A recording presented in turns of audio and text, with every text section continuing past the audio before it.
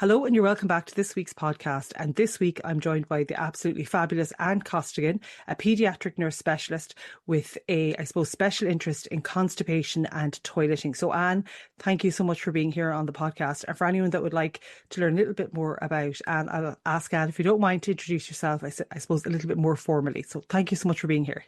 Thanks, Amanda, for having me. Always delighted to be chatting to you about food. Great topic to be having.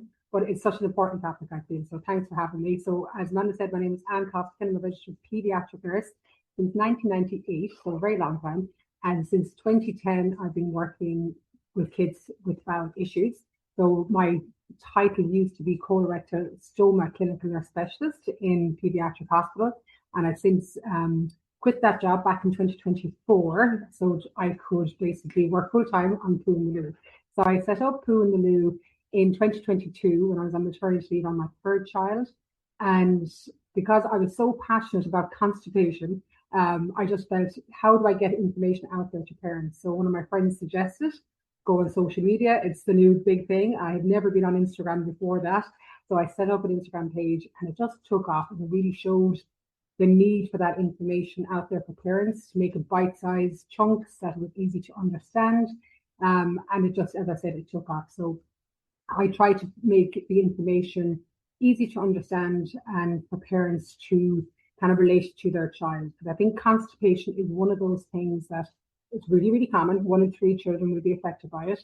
But also it can be really subtle in children. And that's where the biggest thing is, I think, with constipation in kids, is that it can go on for a very, very long time before a parent actually realizes it.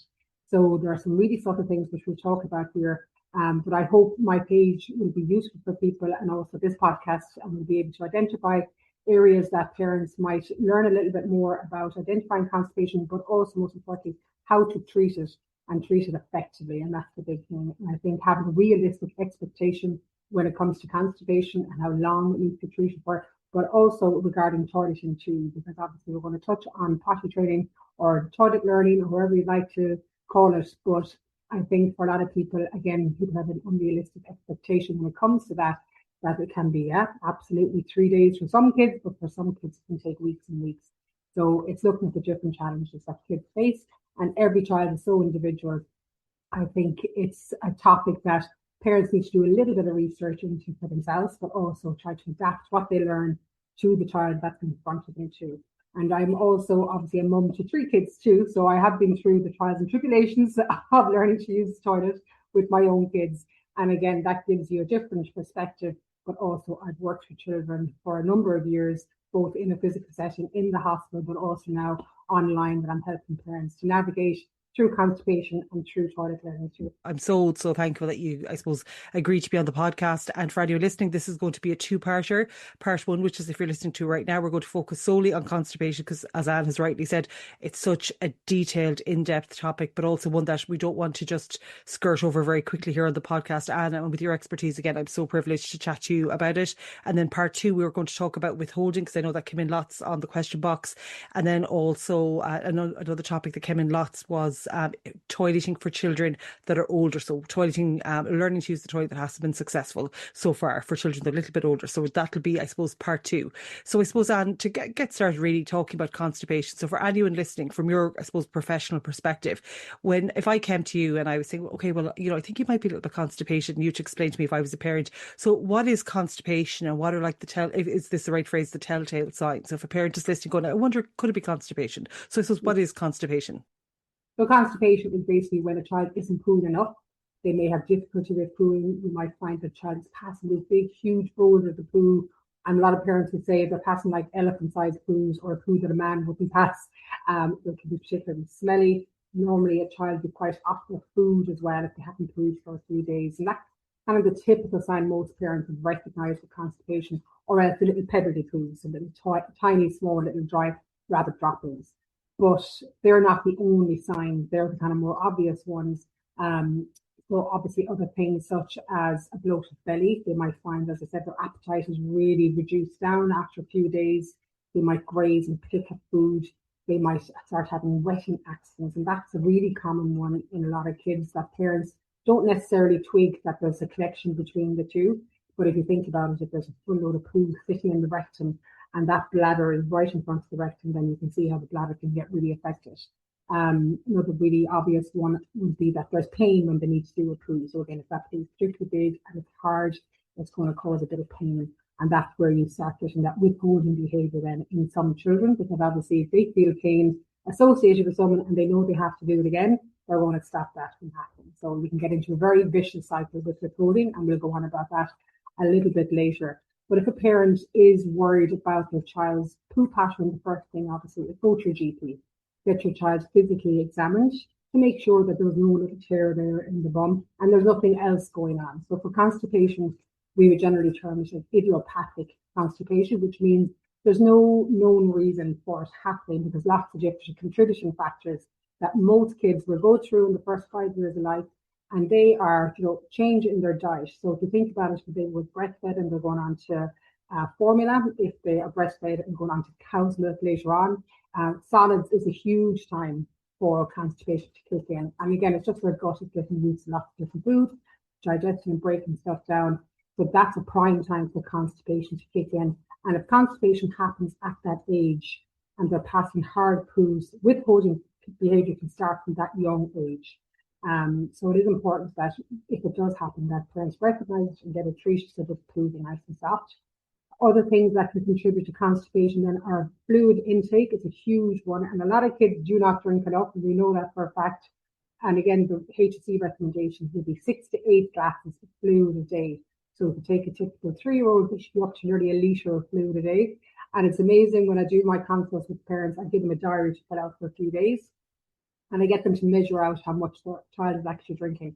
And every parent says it back to me, gosh, when I wrote it down, I actually realise now how little my child drinks. Because you just assume you see them drinking, sure, they must be drinking enough, and they don't.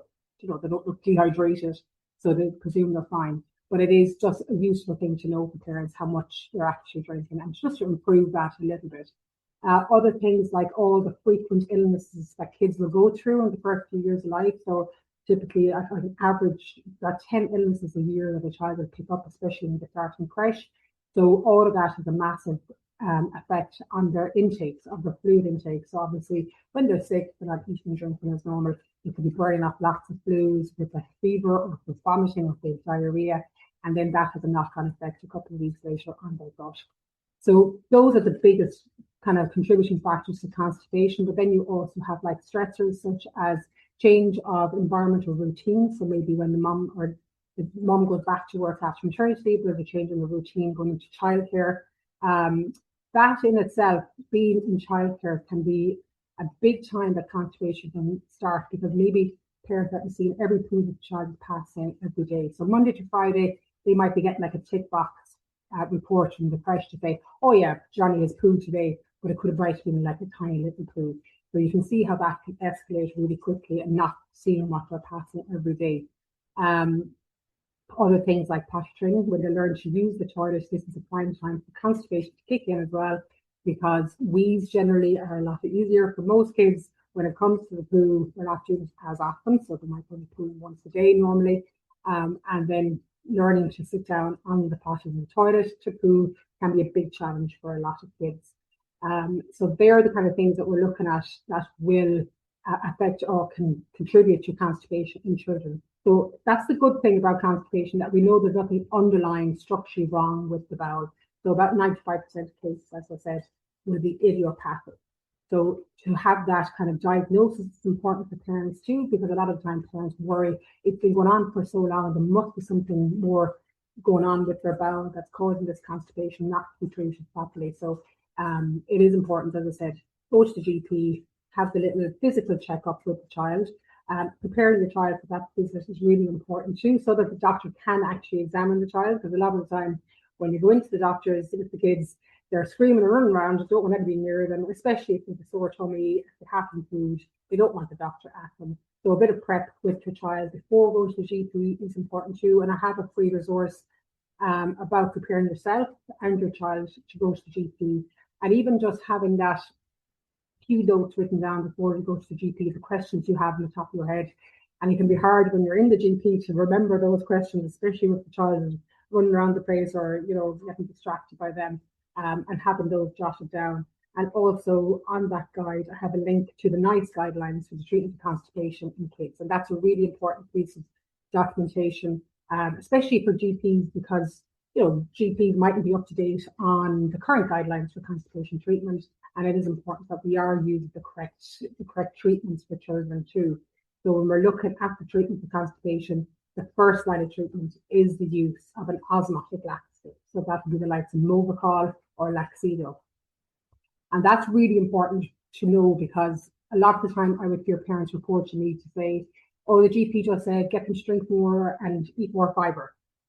But if you can imagine in a child who's constipated, whose mood is generally affected, there can be like little tantrums going on before that poo is due. If they're feeling bloated, they're not able to eat and drink. If they're not, their appetite isn't at their best anyway. And if you're trying to get at them then to drink more, you're running after them with a bowl of porridge, a bowl of wheat, trying to eat more fruit and veg, it just doesn't happen for the majority of kids. So it's really important to kind of think of it in a 3-tiered approach. You're going in with your osmotic laxative, get that poo nicely softened up, getting it broken up, getting the poo moving. In that, then you will have a child who feels a little bit better. They're a little bit easier to manage. They mightn't be as challenging with their behaviour. And then you can focus on increasing the fluids next. And that's a key part of constipation, because poo is like 70% water. We need lots of fluid going into that poo. And the longer poo is staying in the rectum that the child is not letting it out, the drier and harder it's getting. And it just builds up and builds up. And Amanda, it is amazing how much poo can be in a child. It is just phenomenal. A lot of parents be looking at the child, they're so skinny looking, there's such a small frame, there can't be that much poo in there. And typically once they start the laxative, then the poo comes, which is great, but then automatically the parents think, that's grand, they don't need the laxative now, and they don't use it correctly. So it's really important that when parents are going to GPs, they get their prescription for their osmotic laxatives, but also learn how to use it correctly. So with the likes of Movicol and Laxido, they're a powdered sachet, and they're what's called a macrogol. So a macrogol is basically a laxative that when you add the water to it, the size of the molecule of water changes, so it gets bigger. So once the child drinks that drink, that fluid doesn't get absorbed back into the body, it goes straight down to where the poo is. And that then gets absorbed into the poo, bulks it up, and that helps to trigger the rectum to empty out, and obviously the poo then is nice and soft to eat. So it's really important when you're using those that we're adding the correct amount of water. And the biggest issue with Movicol or Laxido is the taste of it. It's kind of a salty taste because it has electrolytes in it. So for a lot of parents, they can find it really challenging to get their child to drink it. And they tend to give up quite easily because it can be such a battle. You know yourself, you're trying to get medicines into a child. It can be really, really difficult. So it's important that if that is happening, it's for the parents to be aware that you can add stuff to that mixture once you've made it up to try and cover the taste. So the most common thing people will use are like my waddy orange or blackcurrant, maybe some milk, but just have it made up correctly first and then flavour it with a small amount of something else just to cover the taste. Or even making it up the night before or the morning and keeping it in the fridge for a while, keeping it chilled, or adding ice cubes to it can really work for some kids. The biggest mistake though people do make is that they try and add it to food, just the powder straight onto the food, but it doesn't work as well like that because it needs the water to mix it with it to get that brought down to where the poo is. So if it's a huge challenge for your child, you've tried all the tricks in the book, and again I have another free sheet about how to use macrogols effectively. You go back to your GP or your pharmacist and ask for an alternative. And there are alternatives, so it's important that you do discuss that with them, because there's no point just not using anything. It's not going to help constipation. So alternatives could be something like Dulcoes Hydrate, which by the time this podcast goes out, hopefully it will be back on the shelves. But that's a really, really great macrogol. So it works very similarly to the way Movicol and Laxido does, but it has no electrolytes in it.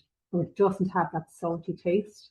And it comes in a liquid form, which can be added to 150 ml of any drink, which is a great bonus as well. So it's definitely a really, really great one. But it has been out of stock for the last, I'd say, 4 months, and people have been getting it abroad, so you can buy it over the counter, like if you're in France or Spain or Germany. But it has been hard to get. So hopefully it's due back in stock in June. So hopefully this month it'll be back in. The likes of lactulose is probably the most common laxatives that parents would be aware of. Most families probably have a bottle of it stuck in the back of the medicine cabinet somewhere. That can be a really useful one for, say, if the baby is constipated, that you know it hasn't been going on for a huge length of time. It can work really well. And for older kids too, it can work well. But typically for older kids, you'd have to use a higher dose of it. And when you're using a higher dose of that, it can actually, because it's a synthetic sugar and it works on the gut flora, it actually can produce a lot of wind when it's in higher doses. And that can cause some cramps in some kids, so some kids don't like it. And obviously, because it's very sugary, it can be quite harsh on the teeth too. So again, that can be added to a drink, or you can take it neat off a spoon. And most kids do like it because it is a very sweet taste. But it may not be enough for the older child whose constipation has been going on for a while. So they're the basic medicines that can be used for the treatment of constipation. And you'd always go with your osmotic laxative first.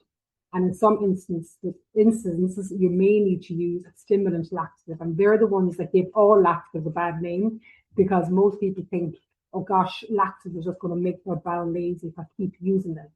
So if you think about it, as I said, the osmotic laxatives will just bring water to that poo, soften it up and bulk it up. And that bulking action will trigger the rectum to empty out. The stimulants work on the smooth muscle of the bowel and they contract the bowel to push out that poo.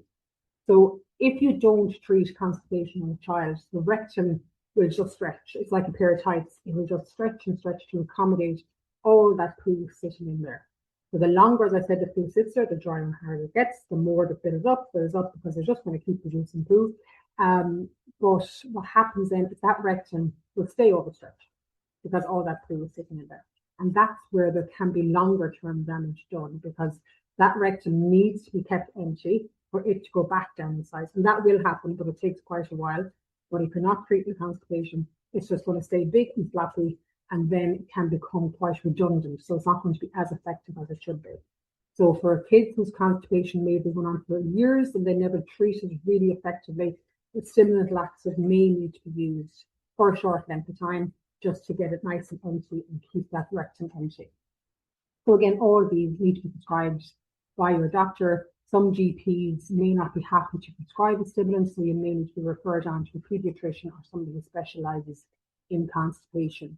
But it is important, if you do recognise constipation, go have your chat with your GP. Before you go to your GP appointment, keep a diary of the type of poo that they're passing. I like to see photographs, not everybody does. But photographs of poo are really important.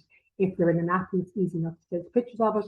But if the child is pooing on the toilet, then putting like a little lunchbox into the toilet every time they go, that will catch the poo and you can see it much easier, because otherwise it can go down underneath the water and you don't know what the poos are looking like. So it mightn't sound like the most pleasant thing to do, but just get like an old little Chinese takeaway box, put a bit of tissue on it, pop out the loo before the child sits, and you'll catch that poo nice and get a nice picture of it. And again, using your Bristol stool chart, that is a way to classify the different types of poo. So there's 7 different types of poo, and a type 4 is the ideal. So type 3, type 4, type 5, you kind of say would be fair enough. Parameter-wise, type 4 is what you'd normally be looking at. But what you don't want to see is poo that's really dry looking, cracked in little tiny pieces, or a big, huge log of the poo. Some kids will have type 7 poo as well, which is a real kind of diarrhea-like poo. And that can be, if it's not a gastrobug, it can be something like overflow diarrhea.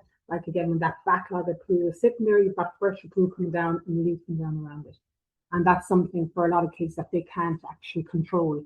So sometimes it can look to the parents like the child is being lazy, that they're just not bothering to go to the toilet in time. And next thing, this poo comes out into their underwear. So that can be very misunderstood by a lot of parents. And for some kids, they can be pooing a type 4 poo every day and still be constipated. And that's where it's so confusing, and you can see totally why it can be going on for such a long time, until you get to the point where it could be, as I said, the wetting might be starting to happen. And then that thing that triggers the parent going, what's going on? Like, why are they wetting themselves all of a sudden? And it's because there's a huge backlog of poo in the rectum.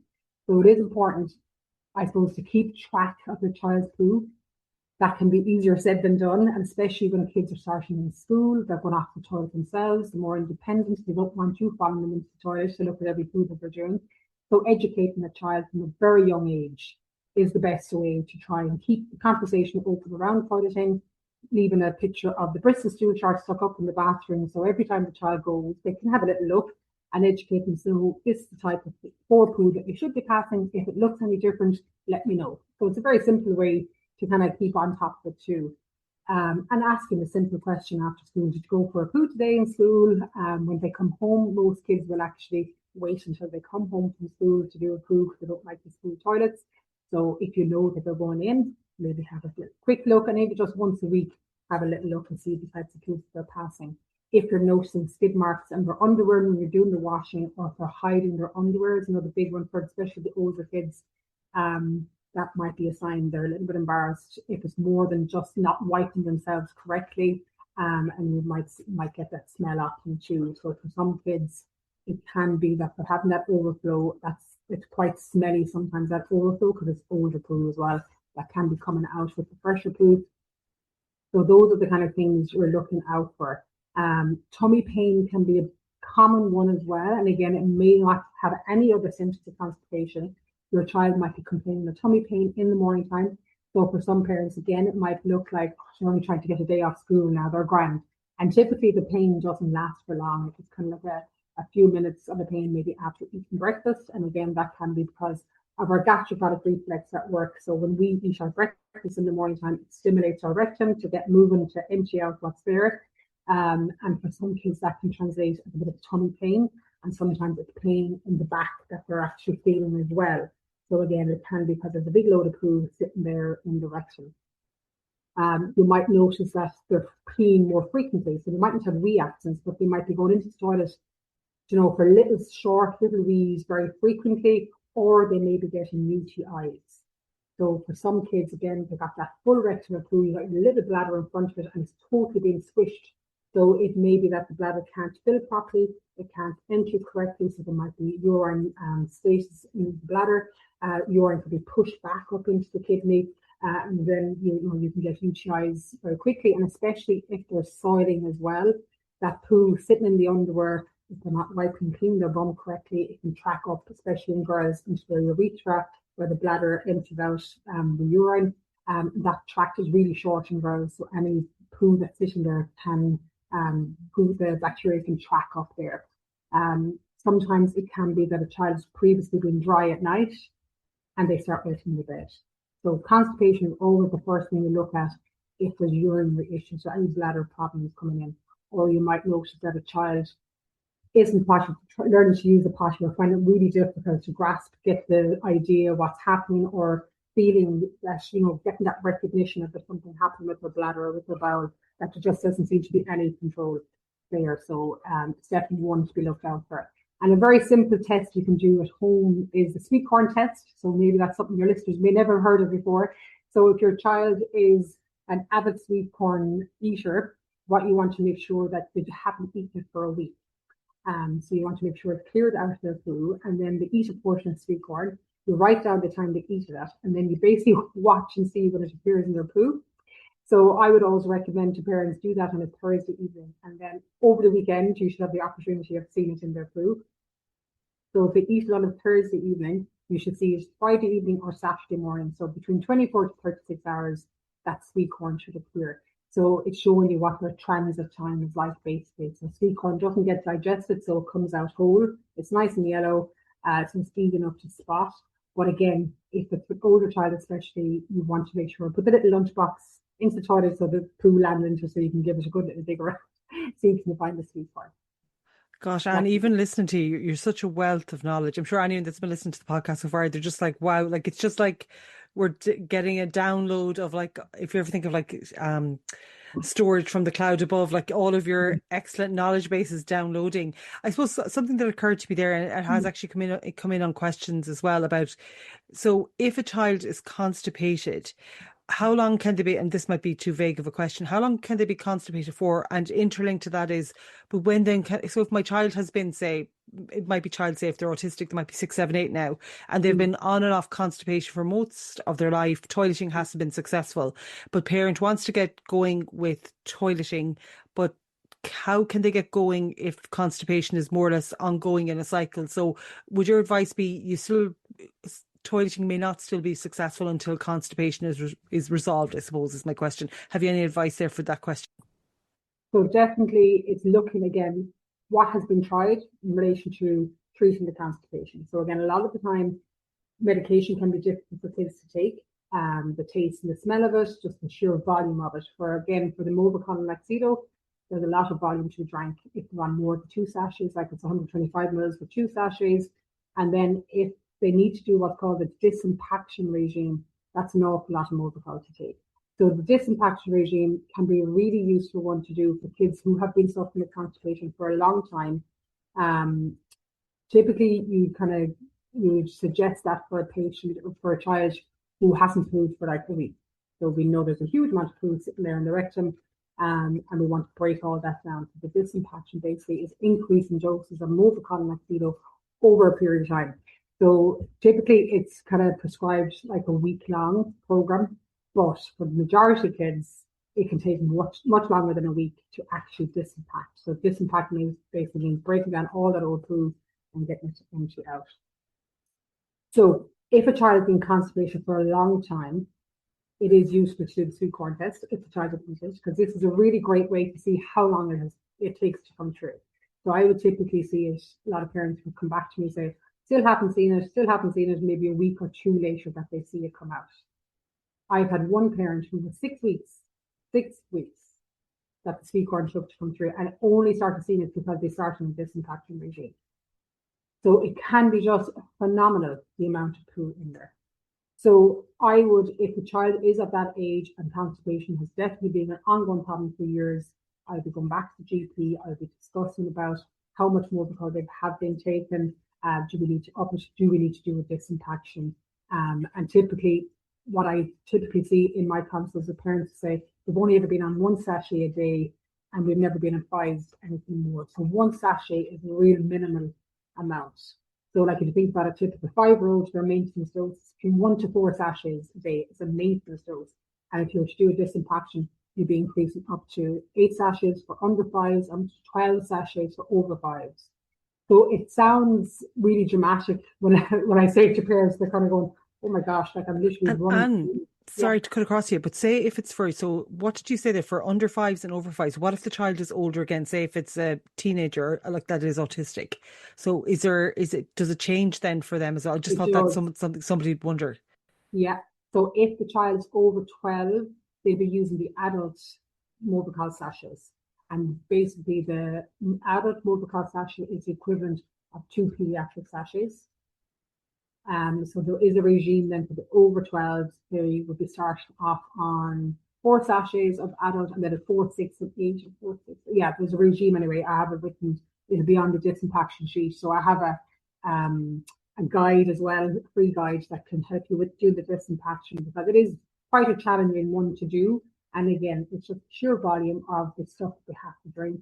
It's finding creative ways to get them to drink it because it doesn't taste great, and to know what to expect with it. That's really important, because I found a lot of parents may have started this themselves, without any support from the GP. May have prescribed it, they tried it, and they gave up after like 3 days because the poo started coming, and they got a fright and said, Jesus, there's too much poo coming, there can't be that much poo, and they stopped it too quickly. So it's really important to know what to expect. So what you're looking out for is basically lots of poo, that's what we want, but what the type of poo we want to see is like a rusty coloured tea. So it's literally like tea coming out with little flecks of poo in it. So on that free resource about the disimpaction, I have a picture of what it should look like. Now I made up that picture out of Weetabix and coffee. So it's not actually something poo on the picture, but that's what you need to kind of see, that for 2 episodes in a row. And that can take quite a while. So on average, it's about a week, but for kids, especially if constipation's been on for years and years and years, it could take much longer. So that's where parents kind of get worried, because they're on maybe the highest dose for an extra week. So typically the increasing is happening over the first week. Then you stay on the highest dose until you get that liquid rusty colored poo. And then after the 2nd week, if you still haven't achieved disimpaction, that's when you add in the stimulant, and that's when the GP should be prescribing that stimulant. So that's one way to help empty out the rectum and clear out that. And it's not going to suit every child. So again, if it's just proving really difficult, go back and speak to your GP again. And there are slower ways to do it. It doesn't have to be done as quickly as that. Obviously, you can use enemas. So for some children, they're really traumatic. And definitely for withholders, I would try and avoid them as much as you can. But for some kids, they tolerate them really well and they can be really, really effective. So I think the biggest challenge with enemas is most kids' first time using them is maybe when the child is being presented to the ED department, that the parents have been at a loss. What do I do? My child hasn't food in 10 days. They arrive into ED. First thing they do is give a phosphate enema. And if you think about it, that phosphate enema going up their bum, child doesn't like anybody near their bum, and then that enema is going to make their bowel push out any poo that's sitting in there. So it could be big, dry, hard poos, really sore to pass, really traumatic. Like I've heard horror stories about parents, what they've told me, what has happened with their child, and it's really difficult. And sometimes needs must, but obviously, there's nicer ways of doing it. It doesn't need to be traumatic for the child. So it's important that we are trying to soften that poo up as much as possible. Enemas, as I said, for some kids will tolerate them really well once the poo is soft, and they can help to bring really good regularity to their pattern. So some children might be on an enema every second day. Initially, it might be every day, and that can work really well. So there's not one thing that works for every child. It is about speaking to your GP, getting referred on to a paediatrician if that's what's needed. There are continence nurses in community too. Some can be really helpful. Some have great experience with it. And it is definitely an area that a lot more healthcare professionals are getting interested in. And I think that's really, really important. And I forgot to mention at the start that I do run Children's Continence Ireland. It's a professional group for healthcare professionals. So basically, I set this up back in 2015 when I used to work in the hospital, because again, we were seeing a load of these kids with chronic constipation going on for years and years. And it's like, what's happened in the community? Like, who's there to help the parents in the community? So myself and my then colleague Stephanie kind of delved into it a little bit more, got in contact with continence advisors, public health nurses, and put together a group basically, and we called it Children's Continence Ireland. And we basically tried to provide education for healthcare professionals around continence issues in kids. So that's about constipation, urinary problems too, so anything to do with toileting as well. So that's been a really great success. And in that group, we have health professionals such as public health nurses, continence advisors, paediatricians, physios, OTs, anybody basically who works with kids with continence issues. And we do a symposium every year that healthcare professionals can go to too. And Amanda, you spoke at that one year, was brilliant. So it is really important that you do find the help, because I do know a lot of parents who tell me that they find there's no support there. The GP will write the prescription and that will be it. There's no follow-up. Parents are left in limbo as what to do. And I think that's where a huge part of the problem is in treating a child with constipation, is just knowing what to do once you start from the laxative. What do you do next? So you've just kept on it for years, or is there anything else we can do? And absolutely, laxatives aren't the only answer. There's so much more, but they're really important first step to get the backlog cleared, get the poo nice and soft, and get it moving. And then, as I said, fluids, diet, and a really good toileting routine for a kid who has learned to use the toilet is really important. And for kids who may have been constipated for years, may have learned to use the toilet, but are not getting that urge to poo because constipation has gone on for such a long time, it's important to do like a timed toileting routine, not just waiting for them to get an urge to poo. It's about bringing this into their normal daily routine, that after breakfast, about 10-15 minutes after breakfast, we go sit in the toilet. Sit in the toilet for about 5 minutes, max will be 10 minutes, but 5 minutes on average is good enough. Do a bit of movement before they sit down, making sure they're sitting in the correct position. So making sure they're comfortable, first of all. So a little toilet seat insert for smaller bums, so the bum that be dipping down into the toilet. A really good high foot support so that their feet are well planted, that their child feels grounded and they feel safe, but also that their knees are level or higher than their hips. So that gives a nice squat position, which allows the pelvic floor to relax. And then when they are sitting there, that for some kids, we try and avoid using like digital devices as much as possible. But if that's something that the child needs, we can use that at the start and try and wean that off. But if they can sit on the toilet and do some breathing exercises and a very simple little thing that they can use. If I have it here. Yeah, a little mason jar. So you can get like a plastic one, that's a glass one. But basically, put a lid on it, a straw going into it, and any drink that they like in there, and just get them to simply blow bubbles down into that. That works really well because the lid is on it, so if they do top it over, it's not going to spill everywhere, cause a big drama. I find with the likes like the bubble wands, they can be quite messy because the kids spill it all, so they're trying to grab it. So that's a really, really good one. And again, kids love bubbles, and blowing that down. And for the parent to have one too, have like a little competition who can blow the most bubbles. That's a great one. And there's this little device that you can buy on Amazon, anything that makes a whistly sound. So again, it's the blowing action that you want. And that basically helps to bulge the belly, relax the pelvic floor without them even realizing that they're doing it. Because that's the best way to try and empty out the bowel. And something just occurred to me there. You referenced that if for a child that isn't toileted yet, but is say learning to use the toilet and they have previously been struggling with constipation. So your advice, I suppose, I'm just thinking for anyone listening in, because I suppose in the autistic community, we try to avoid kind of on-demand type of advisement to children because of kind of traumatic links to ABA in the past. But I suppose the clinical advice, because it's to do with their medical health, would that be correct? That's why we're advising that in this context, that we would bring them in a timed manner, say 20, I'm not going to give an exact time, I would say from my house, it would be if Max had a biscuit or a drink, within about 20 minutes, I'd notice he's heading for the bathroom. So say if Max had been struggling with constipation, now we're kind of overcoming it, but I still want to keep helping him to get to the toilet. That would be kind of clinical medic. This is why we're giving that advice in the podcast. It's clinical in this context because it's for the medical health. Exactly, Mandy. Yeah. And, it can be, as I said, their reliability to get a good urge to poo every day, that can be quite thrown off, because if that rectum is overstretched for a long length of time, that rectum then needs a lot of poo into it to get the signal to go. Because for us, when we do a poo, if we haven't been constipated, we do a poo, the rectum is empty. So then what happens is you've got peristalsis, poo moves down, poo comes down into the rectum. There's little receptors on the line of the rectal wall. They get triggered because poo has moved in. And that's in the signal to the brain, tells you to go to the toilet. But as I said, when that rectum's overstretched like that, they're not getting that trigger until there's loads and loads of poo. Then they're getting the really urgent need to go to the toilet. So we want to try and get that urge brought back down to when there's a small bit of poo in there on a daily basis.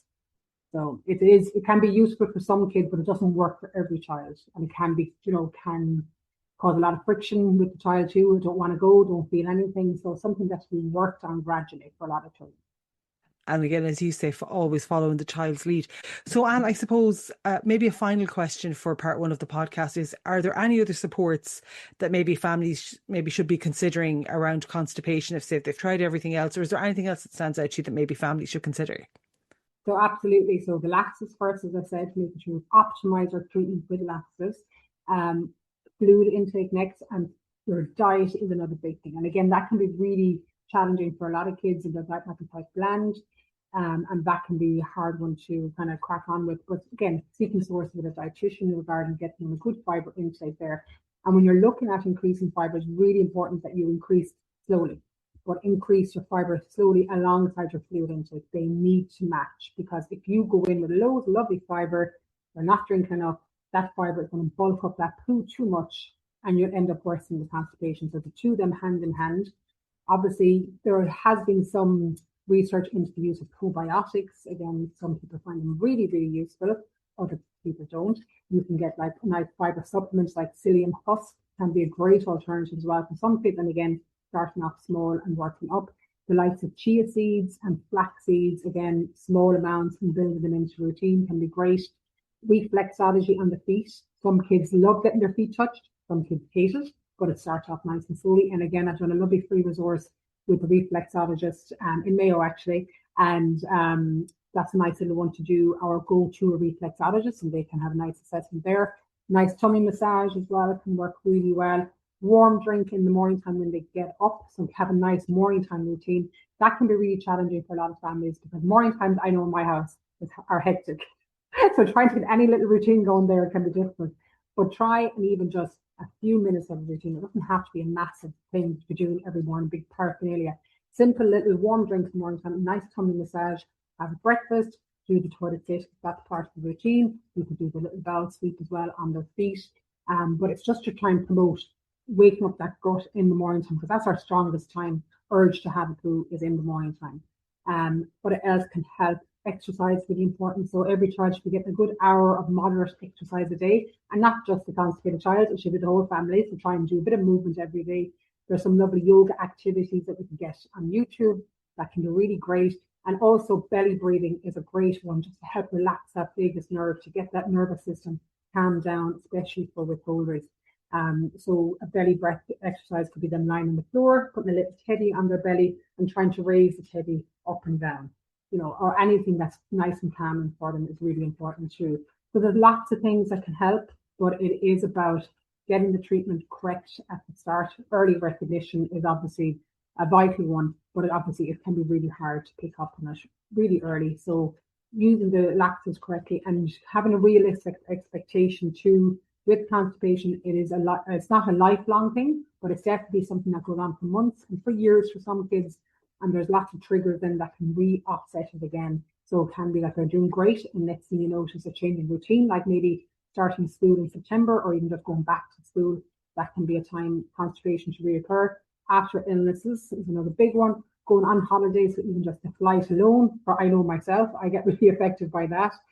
Eating different foods, the heat as well, not drinking enough. So all of those things, and just knowing what can offset it for your child can give you that clue as well to kind of keep a good eye on how things are tracking along, and again, educating the child so that they're seeing a difference too, and having that open conversation around pooing can be difficult for some people. It's not the nicest topic, but it's such fundamentally a huge part of our everyday. We all do it.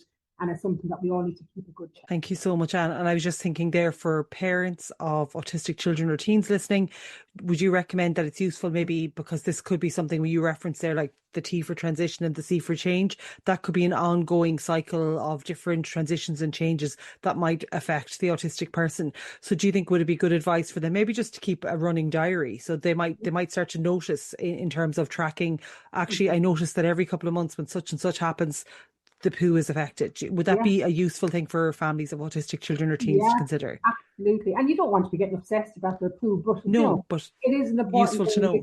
You're keeping track of what they're eating and drinking, you're tracking what's coming out too. And especially if they're not in your care Monday to Friday, I think it's important that the caregivers that are looking after them can say to you, this is their typical poo. It doesn't look like that today. Or I've noticed that with smaller size, it's really smelly, or they look like they're having difficulty passing that through. So simple little small bits of information are really, really important, just as you say, to keep track and see if there is changes happening. And for anyone listening, because I know you've referenced a few different times, you have created incredible resources all around toileting, around constipation, around, is it macrogol is what you said earlier? All of these different essential pieces of information, but also information gathering tools. So in the description part of this podcast, I'll ensure that all of Anne's links are there for yourselves as well. And definitely, if you haven't already, check out her Instagram page. If nothing more, when you dress up as Anne, actually is very dedicated to the cause of the poop. I've actually seen you in a costume as well. Haven't you been in a shopping centre, I believe, trying to educate people? I have been seen out and about with a poo suit on already. Again, some kids were a little bit too frightened about it, but I think it's just trying to raise awareness. Oh my God! But it's part of life. Like it's like every it's like it's a life skill, but it's a part of keeping yourself alive. So listen, thank you so much for, I suppose, spending. I have totally lost track of time. I was saying to you, I wouldn't take too much of your time. I've taken heaps of your time, but I know everybody that is listening or they'll be watching back the video format, I suppose, version of this podcast will be so thankful. I know I am. Every time I chat to you, I always learn something new. So thank you 1,000 times for coming on the podcast. And listen, join us next week for part 2 of the podcast, where Anne will be talking specifically about withholding and also supporting children who are a little bit older learning to use the toilet, or who have struggled to learn to use the toilet. And Anne will have some advice for yourselves there as well. So huge thanks to Anne, and we'll chat to you all again next week. So thank you. Bye.